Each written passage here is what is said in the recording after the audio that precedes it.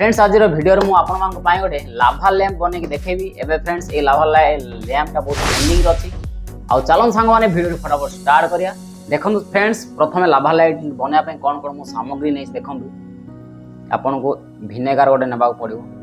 देखंतु vinegar food colour नेबा पड़िबो।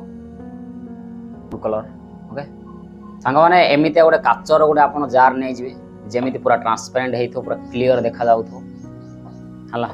एमिते गोटे नै जिवे काचर एठे आपन वेजिटेबल ऑयल नै जिवे। एटा रिफाइन ऑयल हला फ्रीडम रो। एडा आपन किचन रे इजीली आपन को मिल जिवो। एडा ओके गोटे काच ग्लास आ गोटे चामच नै जिवे। एटा देखंतु 100 ग्राम रो बेकिंग सोडा नै जिवे आपन हला। बेकिंग सोडा एमिते गोटे एलईडी लाइट नै जिवे आपन। एडा फ्रेंड्स मु एलईडी लाइट निजे तयार करछि। एडा होछि एलईडी लाइट जो हमर सीलिंग फैन ऊपर लागुछि हला। एडा होछि 3 वाट रो। मु एमडी सिस्टम रे एडा देखंतु हमर जो टेपिंग आछि जो ग्रे कलर टेप एडा मु एमडी सिस्टम रे एडा बनै छै। एडा होछि एडा डायरेक्ट एसी रे चालिबो। एबे सांग माने देखिन दो आपन मु कोन कोन सामग्री नै छि। एबे आपन माने गोटे